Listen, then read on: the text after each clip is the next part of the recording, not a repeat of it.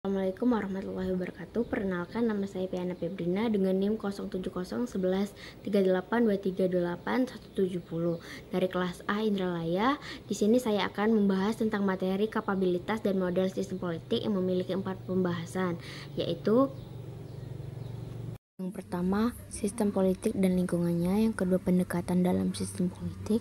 Yang ketiga, kapabilitas sistem politik. Yang keempat, model sistem politik dan rezim. Yang pertama itu analisis lingkungan sosial, budaya, ekonomi, dan budaya mempengaruhi pengaruh struktur fungsi sistem politik di Indonesia. Berikut adalah hasil analisis saya bagaimana masing-masing lingkungan ini mempengaruhi sistem menganalisis sistem politik dan lingkungannya. Penting untuk memahami bagaimana lingkungan sosial, ekonomi, dan budaya mempengaruhi struktur dan fungsi sistem politik di Indonesia. Yang pertama itu lingkungan sosial. Lingkungan sosial ini meliputi nilai-nilai budaya seperti struktur sosial yang mempengaruhi signifikan terhadap sistem politik Indonesia. Misalnya, nilai-nilai keadilan dan kesetaraan yang diperjuangkan masyarakat Indonesia mempengaruhi berfungsinya sistem politik di Indonesia. Dalam beberapa kasus, sistem politik Indonesia berupaya untuk mendorong kesetaraan dan keadilan melalui kebijakan yang diambil oleh pemerintah. Contoh terkait adalah upaya pemerintah di Indonesia untuk meningkatkan akses terhadap pendidikan dan layanan kesehatan bagi masyarakat yang kurang mampu, serta upaya untuk mengurangi kesenjangan sosial melalui program-program sosial. Yang kedua itu lingkungan perekonomian. Lingkungan perekonomian ini meliputi sumber daya alam, industri, struktur perekonomian yang mempunyai pengaruh yang cukup signifikan terhadap sistem politik Indonesia. Misalnya, sumber daya alam Indonesia yang melimpah yang mempengaruhi berfungsinya sistem politik Indonesia ini. Pemerintah Indonesia telah memanfaatkan sumber daya alam ini untuk meningkatkan pendapatan negara dan meningkatkan kesejahteraan rakyatnya.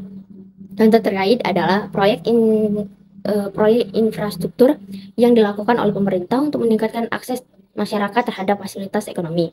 Yang ketiga, ada lingkungan kebudayaan. Lingkungan kebudayaan ini meliputi nilai tradisi dan kebudayaan yang mempengaruhi terhadap sistem politik di Indonesia. Misalnya, nilai-nilai keadilan dan kesetaraan yang harus diperjuangkan masyarakat Indonesia untuk mempengaruhi berfungsinya sistem politik di Indonesia ini.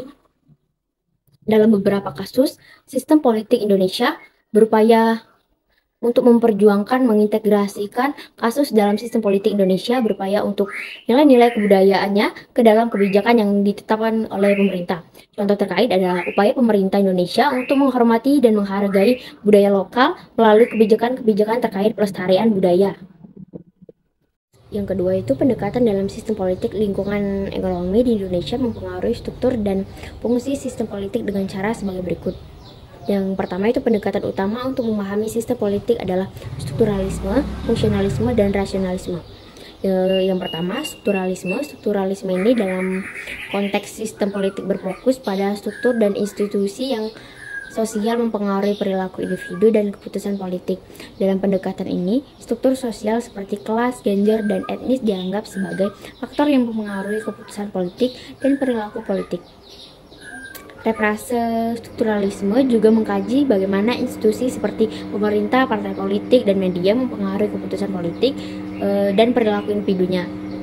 Dalam konteks ini, strukturalisme memahami sistem politik sebagai sistem yang terorganisir secara struktural, mempengaruhi perilaku individu dan keputusan politik. Yang kedua itu fungsionalisme. Fungsionalisme dalam sistem politik berfokus pada bagaimana sistem politik beroperasi untuk memahami kebutuhan dan tujuan masyarakat. Menurut pendekatan ini, sistem politik dipandang sebagai suatu sistem yang terorganisir berdasarkan fungsi yang mana setiap bagian mempunyai fungsi tersendiri dan memberikan kontribusi terhadap sistem secara keseluruhan. Fungsionalisme memahami sistem politik sebagai sistem yang memenuhi kebutuhan masyarakat seperti keamanan, keadilan, dan kesejahteraan melalui berbagai fungsi seperti pemerintah, hukum, dan ekonomi. Yang ketiga, rasionalisme. Rasionalisme ini dalam sistem politik menitik beratkan pada bagaimana individu dan organisasi membuat keputusan politik yang rasional dan efektif. Menurut pendekatan ini, rasionalisme memahami sistem politik sebagai sistem yang berdasarkan pada keputusan yang dibuat oleh individu dan organisasi yang rasionalismenya dan berorientasi pada tujuan. Rasionalisme memahami sistem politik sebagai sistem yang memungkinkan individu dan organisasi mengambil keputusan yang efektif dan efisien untuk mencapai tujuan politik. Pendekatan utama dalam memahami sistem politik seperti strukturalisme, fungsionalisme, dan rasionalisme ini memahami sistem politik sebagai suatu sistem fisik yang terorganisir secara struktural, fungsional, dan logis. Masing-masing pendekatan mengambil perspektif berbeda dan dalam memahami cara kerja sistem politik ini dan bagaimana individu dan organisasi berinteraksi dalam sistem tersebut. Dan yang ketiga itu kapabilitas sistem politik. Kapabilitas sistem politik Indonesia dalam menyelesaikan berbagai permasalahan nasional dapat dilihat dari berbagai sudut pandang. Antara lain, yang pertama, kapabilitas eksploitasi. Kapasitas ini mengacu pada kemampuan pemerintah dalam mengambil keputusan yang efektif dan efisien dalam menghadapi permasalahan nasional. Dari berbagai tantangan nasional dalam konteks Indonesia, eksploitabilitas ditunjukkan pada kemampuan pemerintah dalam mengelola keuangan negara. Dalam keuangan negara ya, mengatur kebijakan ekonomi dan mengatasi masalah keamanan dan pertahanan. Yang kedua, kapabilitas distributif. Kapasitas ini berfokus pada kemampuan pemerintah untuk mengalokasikan sumber daya dan kekuasaan secara adil dan transparan.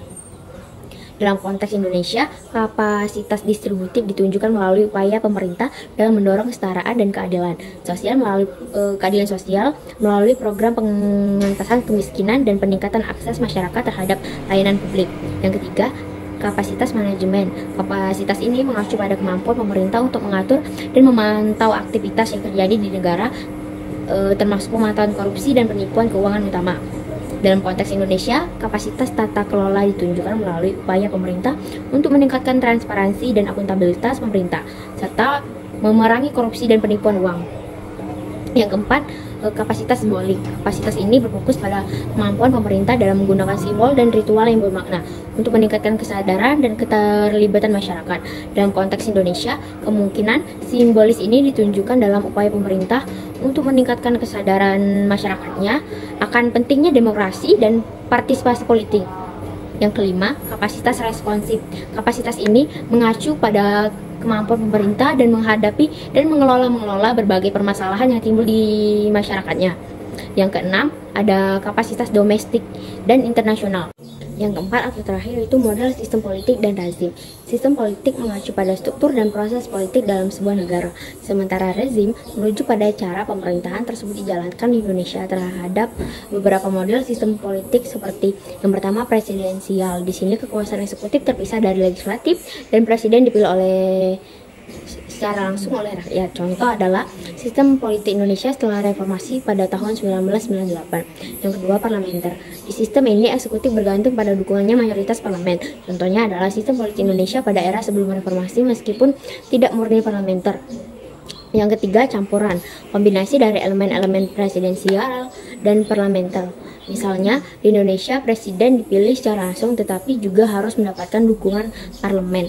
Adapun jenis-jenis rezim yang ada di Indonesia, yang pertama itu ada demokrasi. Demokrasi ini adalah sistem di mana kekuasaan politik dipegang oleh rakyat atau perwakilan yang dipilih secara bebas dan adil. Indonesia mengadopsi rezim demokrasi setelah reformasi tahun 1998. Yang kedua, otoritarian. Pemerintahan yang kuat dalam berpusat pada satu otoritas yang mendominasi. Contoh masa rezim otoriter di Indonesia dalam masa Orde Baru yang dipimpin oleh Soeharto. Yang ketiga, transisi. Proses menuju demokrasi dari rezim otoriter seperti yang terjadi di Indonesia setelah jatuhnya Orde Baru. Relevansi dengan Indonesia adalah bahwa pemahaman tentang model sistem politik dan rezim membantu dalam menganalisis dinamika politik Indonesia dan memahami evolusi sistem politiknya. Dari waktu ke waktu, hal ini juga memungkinkan kita untuk mengidentifikasi tantangan dan peluang dalam pembangunan demokrasi di Indonesia.